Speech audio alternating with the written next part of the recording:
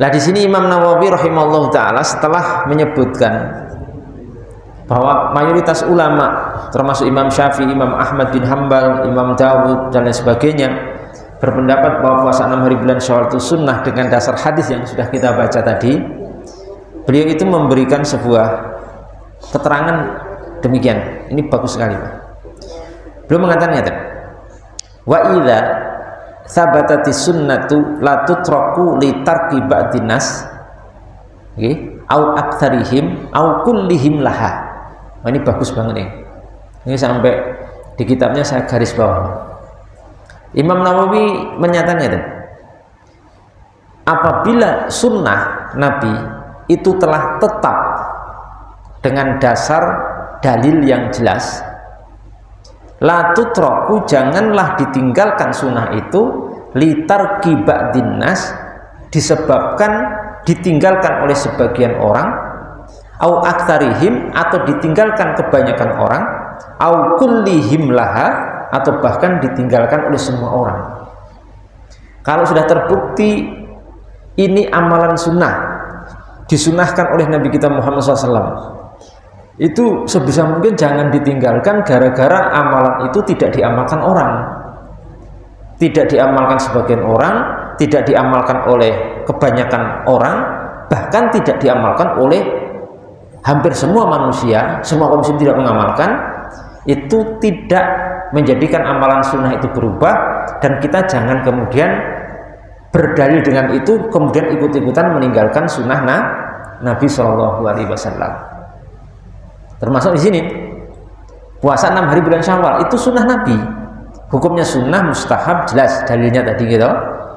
Nah, seandainya kaum muslimin itu banyak yang tidak mengamalkan, tidak berpuasa sunnah, itu tidak menjadi dalil kita juga ikut-ikutan meninggalkan itu karena itu.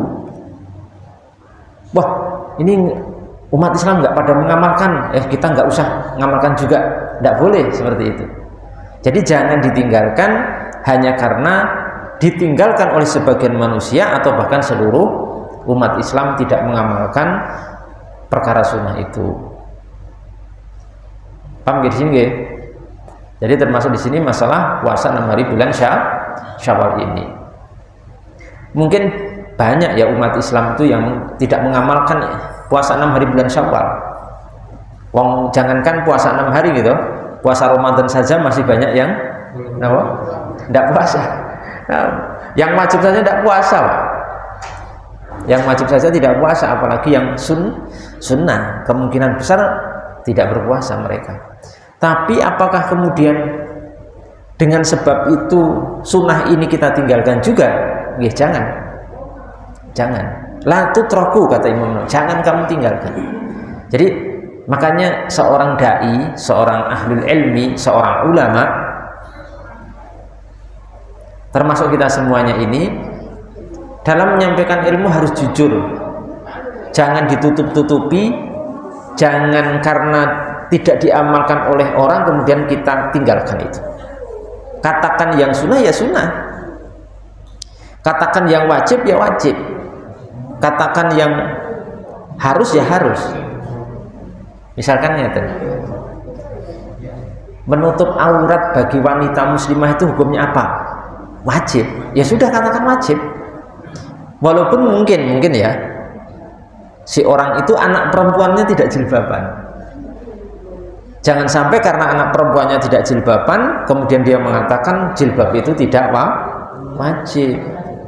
Jilbab itu wajib secara dalil binasil Qur'ani wal hadis, dengan dalil Quran dan hadis jelas. Berjilbab itu wajib bagi perempuan, bagi muslimah, menutup aurat. Jangan sampai ketika anak perempuannya tidak jilbaban kemudian dia mengatakan jilbab itu tidak wajib. Jadi tidak boleh seperti itu. Ya akui saja itu kelemahan saya, misalkan kelemahan saya anak perempuan saya tidak jilbaban, kelemahan saya istri saya tidak jilbaban, itu kelemahanmu, tapi hukum itu tetap harus disampaikan apa adanya secara jujur, karena itu amanah. Ilmu itu amanah, nggak boleh kita khianat dengan sebab itu. Ini contoh saja, contoh seperti itu. Termasuk hal-hal lain, misalnya yang haram ya katakan haram, walaupun itu kemudian banyak dilakukan oleh manusia. Jangan sampai ketika kita melakukan sesuatu yang haram, atau keluarga kita atau masyarakat kita, kemudian kita rubah hukum jadi sesuatu itu tidak haram. Gara-gara apa? Banyak dilakukan oleh orang. Umpamanya di daerahnya ada tradisi misalkan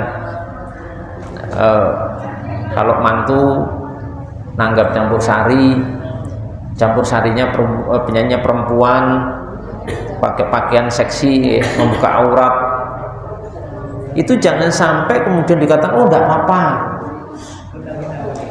karena dia ikut nonton.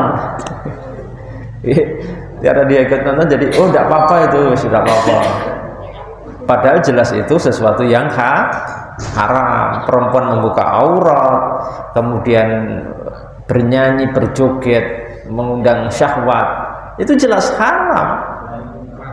Kalaupun masyarakatmu melakukan itu, jangan sampai kemudian kita merubah hukum gara-gara itu. Jadi ustadz, jadi dai, jadi ulama itu harus jujur menyampaikan apa? Ilmu. Paham betul ini? Paham ya? Harus jujur menyampaikan ilmu.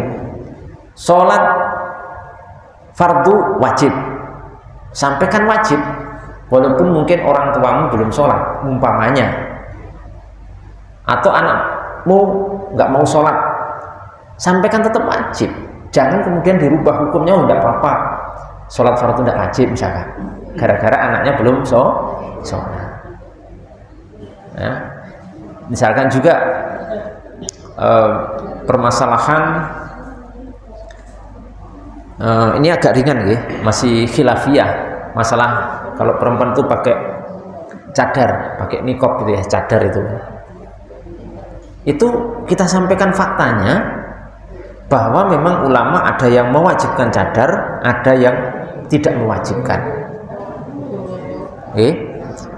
Bahkan ulama-ulama Syafi'iyah, madhab Syafi'i ini banyak yang mewajibkan cadar, walaupun ada yang tidak mewajibkan. Itu faktanya kita sampaikan begitu, Pak. Jangan sampai kemudian ada muslimah yang cadaran langsung kita hujat, kita bully, seakan-akan cadar itu jadi salah,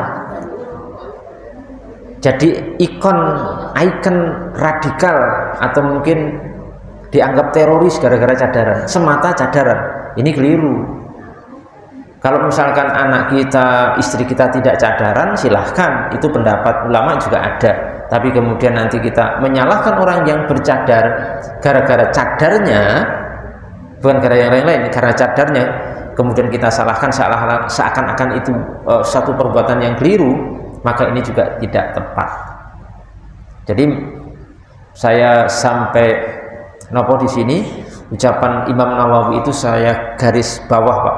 Bagus sekali tadi ya. Kalau sunnah itu sudah tetap jelas, jangan ditinggalkan gara-gara ditinggalkan oleh sebagian manusia atau kebanyakan atau bahkan seluruh manusia. Sampaikan apa adanya dan kita usahakan tetap mengamalkan walaupun tidak ada yang mengamalkan sunnah itu.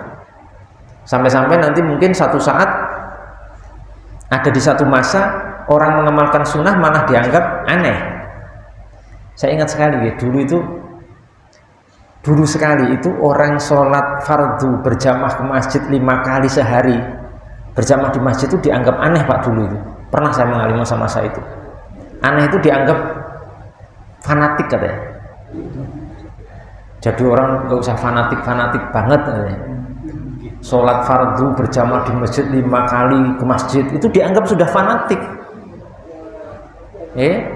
Dianggap berlebihan katanya, padahal itu jelas sunnah. Ulama sepakat sholat fardu berjamaah itu lebih utama dari sholat sendiri di rumah. Semua ulama sepakat. Kok kemudian ada yang mengamalkan dianggap fanatik? Kan ini tidak pas seperti ini ya. Ini yang perlu kita jelaskan.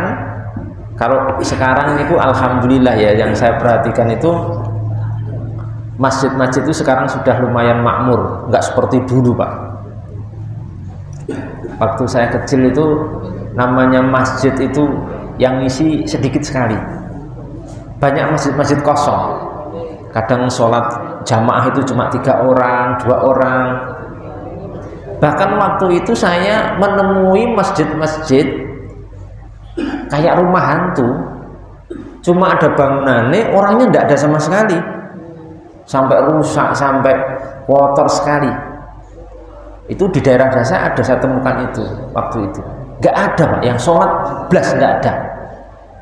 Kalau masih ada 1-2 lumayan gitu, itu blas nggak ada sama sekali. Sampai akhirnya saya beberapa teman mendatangi masjid itu, kita bersihkan, kemudian saya minta teman-teman yang dekat situ untuk sholat ke situ supaya hidup lagi. Baru setelah itu hidup masjid itu, dan ada beberapa warga yang akhirnya mau ke masjid.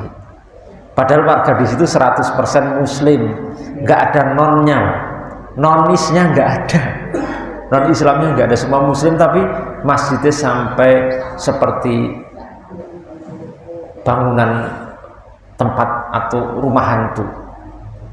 La haula wala quwata illa billah. Nanti kalau ada orang sholat ke situ 5 kali sehari, malah dituduh fanatik. Gimana ini? Ini terbolak-balik gitu. Nah, kita ikuti ucapan dan penjelasan Imam Nawawi tadi. Pokoknya kalau sudah jelas itu perkara sunnah, jangan ditinggalkan, walaupun semua umat Islam tidak ada yang mengamalkan. Itu prinsip kita, dan kita mengharapkan barokah dari pengamalan itu, pahala dari Allah Subhanahu wa taala, dan nanti kita di hari kiamat akan menjadi bukti telah mengikuti Nabi kita Muhammad Shallallahu Alaihi Wasallam. Salah satu buktinya menghidupkan sunnah-sunnah beliau.